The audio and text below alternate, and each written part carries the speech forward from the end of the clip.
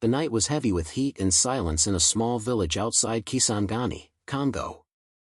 The faint hum of insects and the whisper of the river were the only witnesses to what was unfolding deep in the forest, a meeting that would alter the course of a nation. Under the dim glow of lanterns, 3 men gathered around a wooden table. One was African, his military uniform damp with sweat.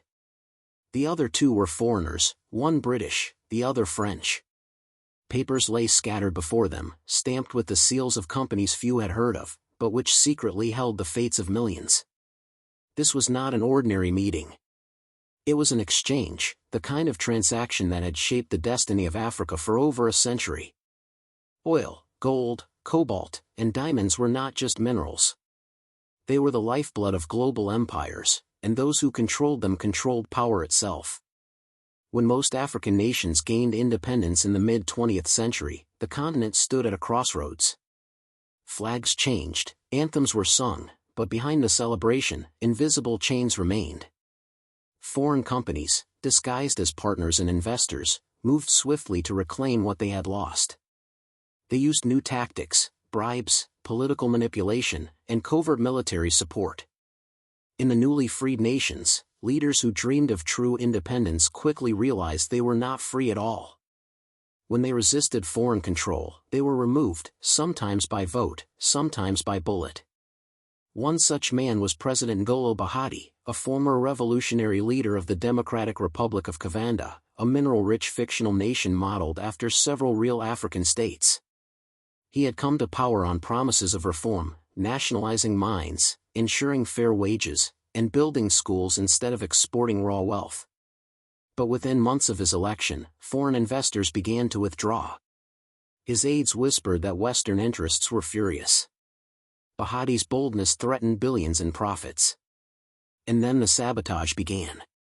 One evening, Bahati received a confidential report. His Minister of Defense, once his most trusted ally, had been meeting secretly with foreign diplomats. The documents revealed something even darker, a plan to destabilize the government using private mercenaries posing as security consultants. These groups were funded through shell companies based in Europe, with money funneled through offshore accounts. Their mission was to create chaos, discredit Bahati, and install a leader more favorable to foreign business. The president's eyes burned with disbelief. So, independence was just a word, he muttered. His advisor, a weary professor named Mwana, looked at him gravely. Freedom without control of your resources is just illusion, my friend. In the weeks that followed, protests erupted. Opposition leaders, backed by shadowy donors, accused Bahati of dictatorship. The streets filled with anger and money. In the chaos, a deadly explosion rocked the capital. Dozens were killed. Bahati was blamed instantly. The world condemned him. Foreign embassies closed. Sanctions were imposed overnight. But what the world didn't know was that the explosion wasn't caused by Bahati's forces, it was a setup. Far away, in a sleek London boardroom, executives of Vanguard Extractives, a powerful multinational mining company, celebrated quietly. The company's profits had plummeted under Bahati's reforms. Removing him wasn't personal, it was business. They had learned long ago that the best way to control a nation was not through colonization, but through debt, deals, and deception. In a confidential memo leaked years later, one chilling line stood out. If you want to own the mine, own the government. Meanwhile, foreign intelligence services provided silent assistance, advising rebel leaders, supplying weapons through intermediaries, and ensuring media coverage painted Bahati as the villain. But Bahati was not going down without a fight. From his guarded compound, he broadcast a desperate message to his people. My brothers and sisters, they do not fear me, they fear you. Because if you ever discover your true worth, their power ends. His words were inspiring. But inspiration alone could not stop the war machine that was already in motion. Within days, armed militias swept across Kavanda's capital. Government buildings burned. Bahati's loyalists fled. Foreign news outlets called it a civil uprising, but those on the ground knew it was a well-funded coup. The president disappeared. Some said he was killed in the palace. Others claimed he escaped into the forest, living among the very people he once vowed to protect. But no one ever found his body. Months later, a new interim president took power, a soft-spoken technocrat who immediately reopened trade agreements with Western companies. The sanctions were lifted, and the markets cheered. Foreign investors returned. To the outside world, stability had been restored. But on the streets, poverty deepened. The same mines that were supposed to bring prosperity became graves for workers who earned less than $1 a day. And in the quiet corners of Africa, stories like Kavanda's repeated themselves, again and again. From Nigeria's oil-rich delta to the diamond fields of Sierra Leone, the pattern was the same. Whenever a local leader tried to reclaim control over national resources, he became a target. Corporations hired private intelligence firms to spy, bribe, and sometimes assassinate. Even humanitarian aid wasn't always pure. Behind some charitable projects lay contracts and data-gathering operations. The line between help and control blurred until it was impossible to tell them apart. The people of Kavanda, like so many across Africa, learned that their suffering was profitable. Wars didn't just happen, they were engineered. Every bullet fired was paid for by someone who stood to gain from the chaos. Years later, a journalist named Amara Ndiaye began investigating the disappearance of President Bahati. Her research led her deep into declassified files, offshore leaks, and testimonies from ex-mercenaries. What she found was staggering: contracts, payment records, and communications between global corporations and intelligence operatives, all proving that Bahati's fall had been orchestrated. But the deeper Amara dug, the more dangerous her world became. Anonymous messages warned her to stop. Her phone was tapped. One night, her home was ransacked. Yet she pressed on. Finally, in a dusty storage room of an abandoned government building, she found a sealed envelope addressed simply to the people. Inside was a handwritten letter. It read, "If this reaches you, it means I am gone. But remember, Africa's chains were never broken, only hidden. The hands that shake ours by day rob us by night. Do not fear them. One day, truth will be our weapon. N'Golo Bahati." Amara stared at the letter, tears blurring the ink. She knew publishing it would make her a target, but silence would mean surrender. She closed her eyes, whispered a prayer, and sent the story to the world. The exposé went viral overnight. Governments denied everything. Corporations threatened lawsuits. But buried in the online frenzy, one anonymous message appeared under the article. "The president lives. Look to the east." Amara froze. Her heart pounded. Was it possible? Could Bahati have survived all those years? Outside, thunder rolled across the night sky, just as it had on the night he vanished. The shadows of the past were rising again, and this time, the world was watching. The truth, long buried under greed and blood, was clawing its way back to the surface. The world had already forgotten President N'Golo Bahati. To most, he was another fallen African leader, a name buried in the dust of forgotten revolutions. His face no longer graced the headlines, his ideals dismissed as anti-global rhetoric. But in Kavanda, in the villages where rivers ran red with the minerals that powered foreign economies, his spirit lingered like a whisper. And now, years later, that whisper was becoming a roar. It had been 3 months since Amara Ndiaye's exposé shook the world. Governments were embarrassed. Corporations scrambled to deny involvement. Yet deep inside her, Amara felt no victory, only fear. Her investigation had uncovered too much. Everywhere she went, she sensed eyes watching. Cars idled too long outside her apartment. Drones buzzed overhead. But it was the anonymous message that haunted her most. "The president lives. Look to the east." Amara's hands trembled as she reread it for the 100th time. Could Bahati truly be alive? The message had come from an encrypted source within Kavanda's own defense network, something only a high-level insider could access. She decided to follow the lead. With a forged press ID, she crossed the border into the eastern province of Lubando, a region of misty mountains, secret military camps, and rumors of rebellion. In a small village near the Ugandan border, she met an old priest named Father Mwangi. His church was barely standing, but his eyes were sharp with the kind of knowledge that comes from seeing too much. When she mentioned Bahati's name, he froze. "You journalists never stop digging graves, do you?" he whispered. Then, after a pause, he added, "If you seek the ghost, follow the river to where the mountains speak. But beware, those who find him don't always live to tell it." After 2 days of trekking through thick rainforest, Amara found what Father Mwangi had described, a hidden valley guarded by armed men with no insignia.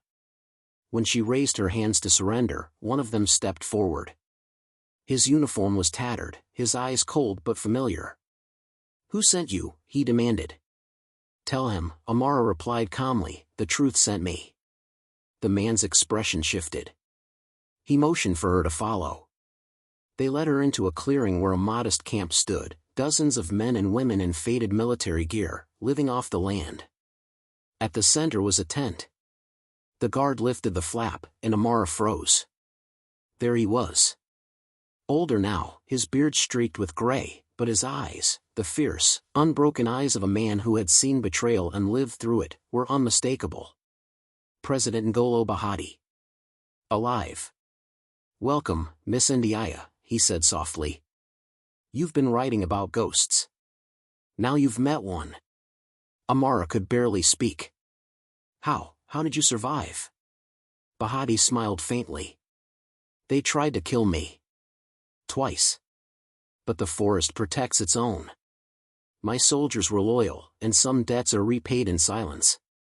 I became what they feared most, a man they couldn't find, a story they couldn't control." Bahati led Amara to a wooden table littered with maps, laptops, and radio transmitters. Around him were people from across the continent, engineers, former soldiers, hackers, and journalists. "This," Bahati said, gesturing around him, "is the Ghost Network. Men and women who refuse to bow to foreign masters. They come from every corner of Africa. Some lost families to warlords funded by corporations. Others lost nations to debt. We are the exiles of empire." He opened a dusty file and handed it to her. Inside were documents, contracts, recordings, and photographs of world leaders meeting secretly with CEOs. Amara's blood ran cold as she flipped through them.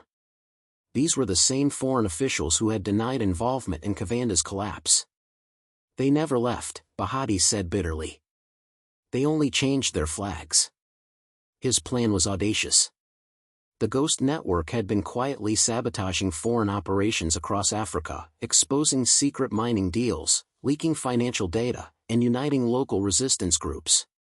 "Our goal is not revenge," Bahati explained. "It is reclamation.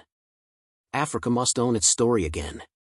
Meanwhile, far away in London, chaos was brewing at Vanguard Extractives. Their encrypted systems had been hacked, confidential files leaked online. Board members panicked as journalists uncovered decades of bribery and political manipulation. In Washington and Paris, intelligence officials scrambled to control the narrative. The leaks were spreading too fast. Someone inside the system was dismantling it, piece by piece. One intercepted email from an anonymous African hacker read, "You built your empires on our blood. Now we'll show the world what that empire costs." The Ghost President, as Bahati was now being called on social media, had become a legend, half man, half myth. But legends are dangerous. Especially to those in power. Amara continued documenting Bahati's movement, convinced the world needed to hear his side. But as the Ghost Network grew stronger, so did the hunt to destroy it.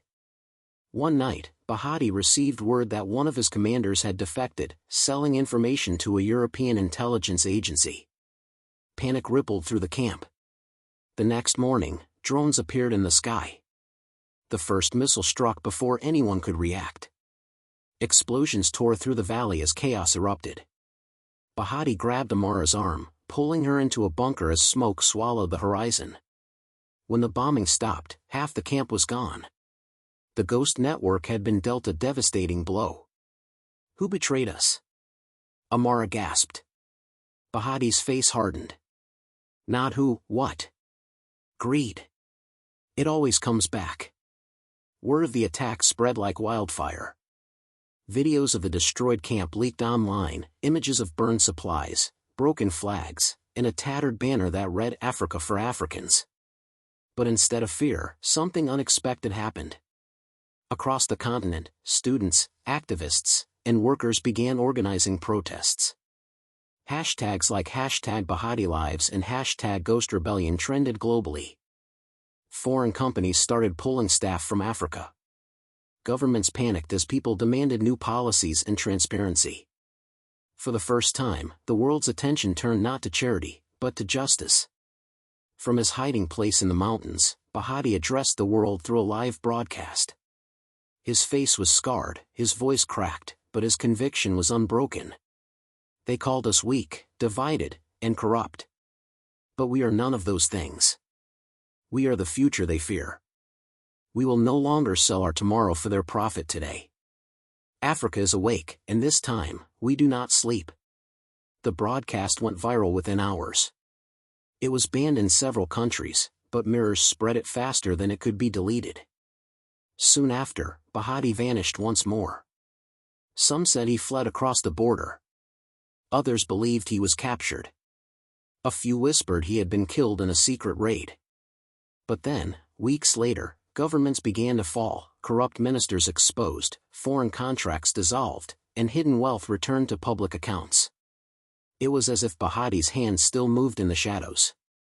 Amara, now in exile, continued to receive encrypted messages. Each one contained fragments of Bahati's writings, his vision for an Africa freed from the ghosts of empire. One final message appeared one dawn, simple and haunting. The ghost is not a man. It is every African who refuses to be silent. Years later, children in Kavanda grew up hearing stories of the ghost president, the man who defied nations and awakened a continent. Some said he was buried under the sacred hills of Lubando. Others claimed he still walked among the people, teaching in secret, watching in silence. But one thing was certain, Africa was no longer the same. From Kenya to Ghana, from Nigeria to Kavanda, movements had risen, demanding ownership, equality, and dignity. The foreign powers still lingered, their claws deep in the soil, but the people had changed. The continent's heartbeat had grown stronger.